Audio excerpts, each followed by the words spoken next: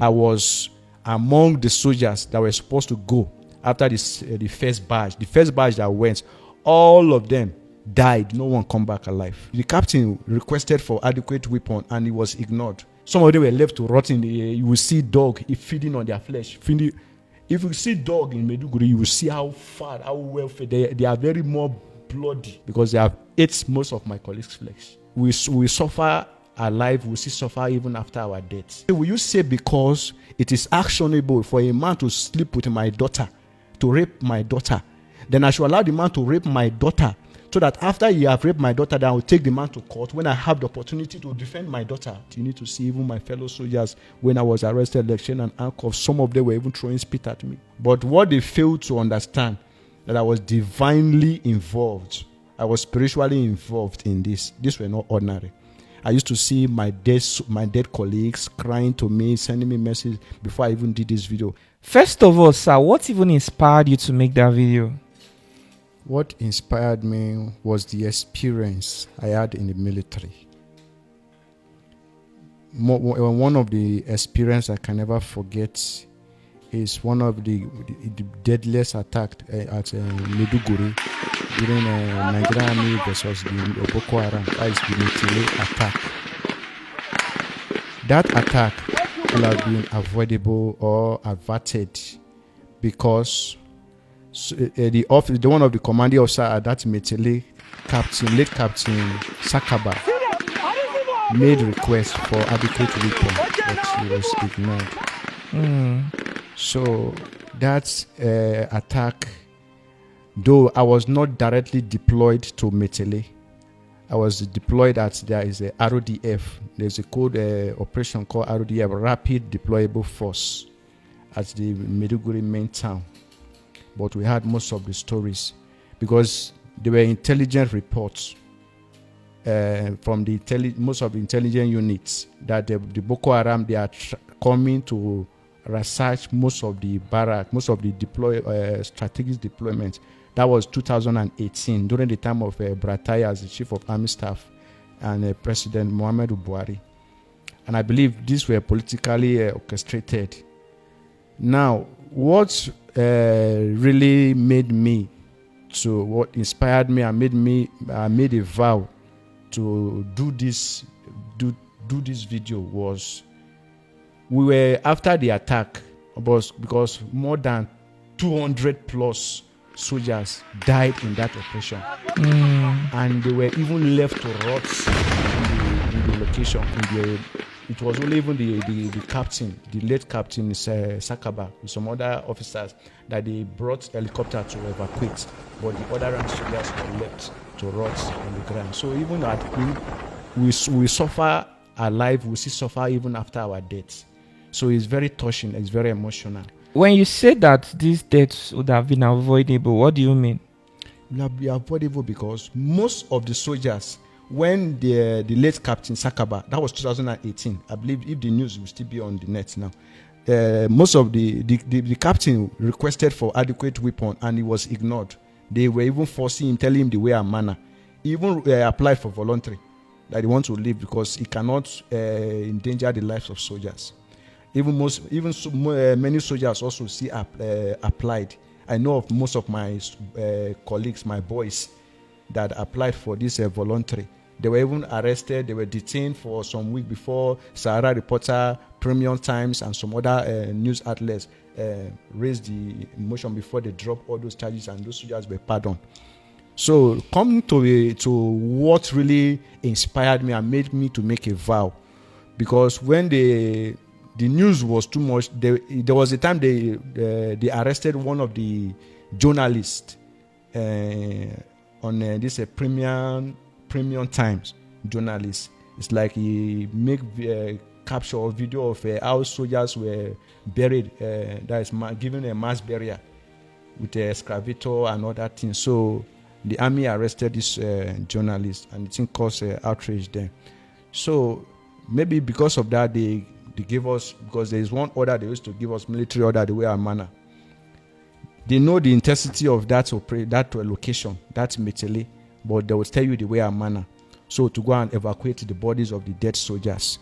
So I was among the soldiers that were supposed to go after this, the first batch that went, all of them died. No one come back alive. So they now appoint our own batch. That is the RODF and sector 2 at Meduguri. I'm curious what they sent you guys for. What's the operation about? We should go and evacuate the dead body so that it will bury, due to maybe the outrageous news about the journalist that was arrested and some other issues. First of all, how did that whole thing happen? The whole killings, everything. Was it an ambush by Boko Haram? Yes, it was an ambush because, and why I say it's very painful, because this would have been averted because they had this intelligence report. It should have been the advantage of we, the military. But it was ignored. That is where you will know that these are political, these are government sponsored. So the thing is that what really prompted me was, I was thinking, because we were about to go to that operation before the officer that lead us, one Major Hamza, is either Hamza or Ahmed, I forgot his initial. So I believe he's very influential and connected, and he's a regular officer. We have regular and non-regular officers, commissioned short service. We have different. So I don't know the communication the officer made. So they changed us. They changed our group. They said we should go to another deployment, and they appoint another group to go for the operation. Behold, every one of them that went for that operation also, none of them come back alive. That was when I say, so does that mean that this is how we'll have died a foolish death? Things are happening, we'll just be keeping quiet and say, that is how we meet it, we should let it go, we should let it slide, and the thing is getting out of hand. So that is why I just have to sit down to think of what to do to save us totally from this kind of issue, because I'm a soldier. We are aware of the danger. We have already sacrificed our life. In the military code of scale of preference, we have what they call price and odd. One life to save millions. We have to sacrifice our life to save millions. This is our code. We are aware of it. That is why we took a vow to defend the nation, to defend the constitution. We are not defending the president or the individual elites. We are defending the constitution that guides us, because that constitution is the interest of the general public. So that is the main target. As a sniper, you will not go and shoot at a wrong target. You will be detected so quickly. So that is why you must always focus on the main targets. So I was making that deliberation. Behold, another incident came up again. That was my second one that made me say, nothing will stop me from this. During the Buhari election, I think it was that 2018, then Boko Haram launched our barrack, that is our garrison headquarters at Meduguri, 7 Div garrison. They launched the barrack. Guess what? The soldiers that were affected of this very issue, our authorities, our superiors, they are not even after the soldiers. Do you know what they are after?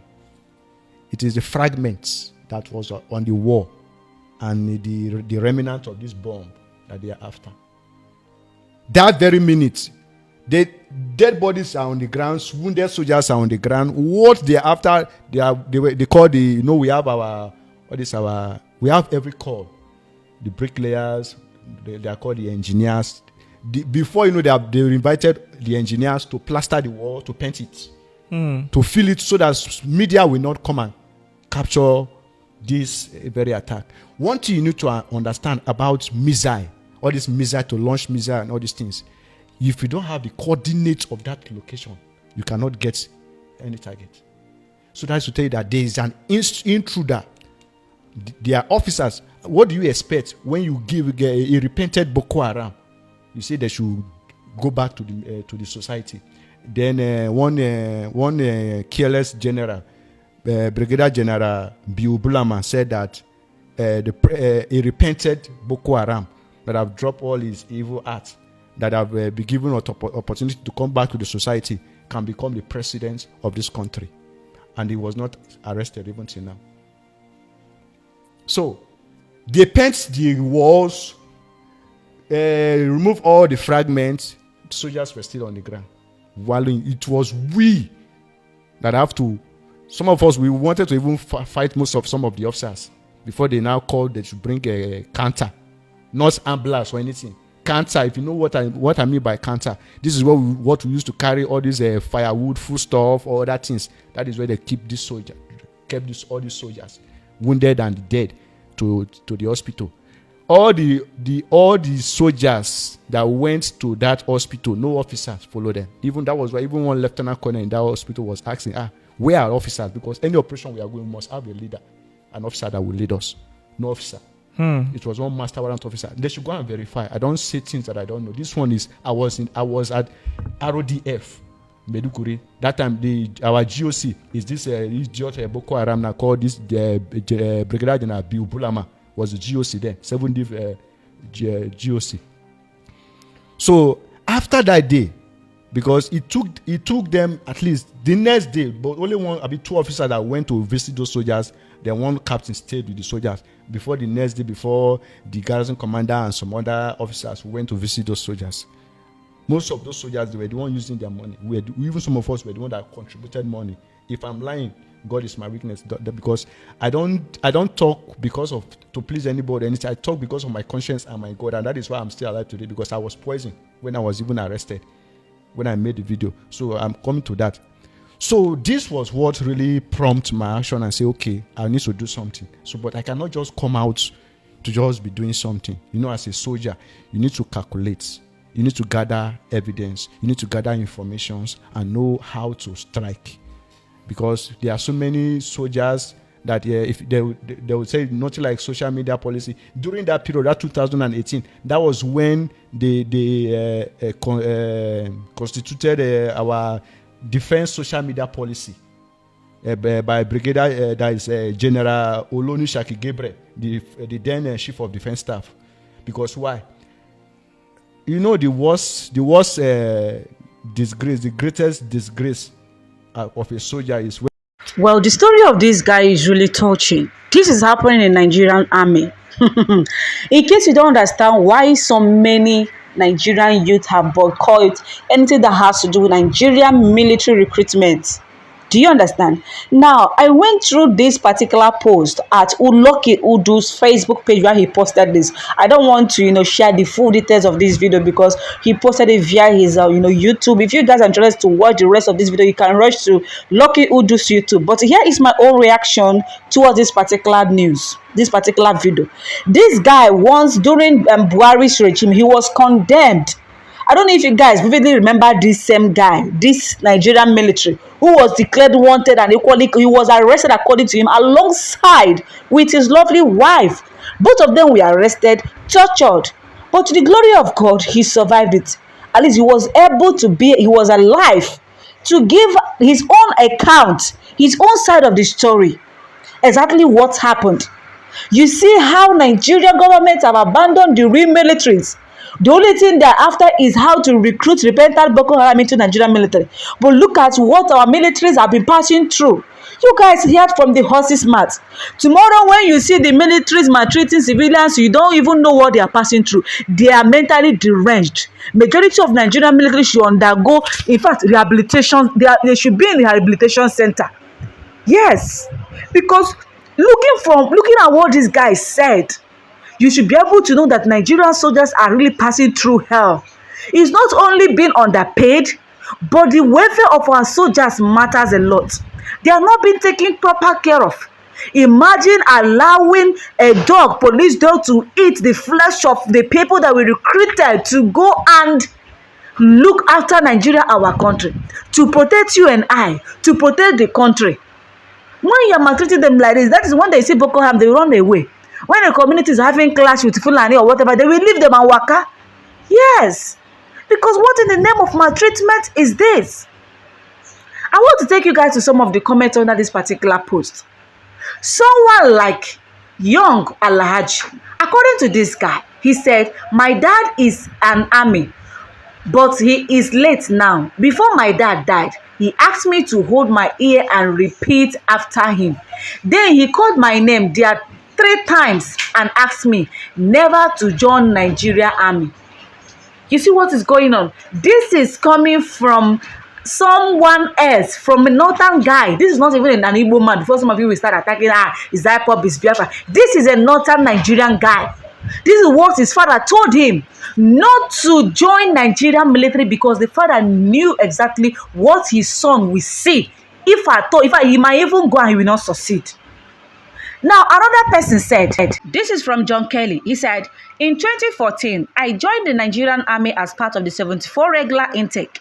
After completing our screening, we were posted to the barracks in Kaduna for training. That period was one of the darkest times for soldiers in Nigeria, as Boko Haram was attacking military bases and killing soldiers even inside their own barracks.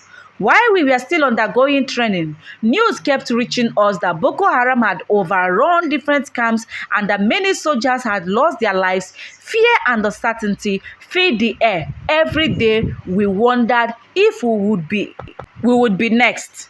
It was in the midst of that crisis that I made the most difficult decision of my life. Together with 2 of my comrades, we decided to escape. One night, under the cover of darkness, we removed our uniforms, crept past the barbed wire, and ran into the forest. Our journey was deadly and full of risk. We crossed dangerous territories, took the Libya route, and eventually made our way to Europe. Many people did not survive such journeys, but I thank God that we did. Looking back, I knew it was not by strength, but by God's mercy. The decision saved my life. I know exactly what this ex-comrade is saying. Another ex-soldier. So someone else known as Wigwe Kevinuchenna said, it is easier for a camel to go through the eyes of a needle than for me to go to your YouTube channel. Okay, this one is referring to Lucky Udu. Okay, the next person said, Omo, would advise you people self to join Nigerian force? My dear, people are joining Nigerian force when they don't have work. When country is hard, you're looking for every possible means. Okay, let me join Nigerian military. At least try to serve the country, at least get paid. People are joining military for the means, just for them to survive, means of livelihood, so that they can at least get money to take care of their family. It's not all about show off. But unfortunately, when the poor masses join this military, they are being maltreated by by the people that are higher in ranks than them. They will treat them as if they are fowls. Your fellow soldier, you will treat them because your rank is higher than them. You think you can kick them like dog or treat them like nobody. That is what these people are passing through in Nigerian military. So another person known as Onyekachi Good News said, normally this guy goes school, but Nigeria don't finish his career. Chai. Onyekachi Good News also said, minimize this your YouTube stuff, abeg, I dey quick to vex, no spoil my mood. Solomon Matthew said, some parents are still encouraging their children to join Nigerian army. Now, wow.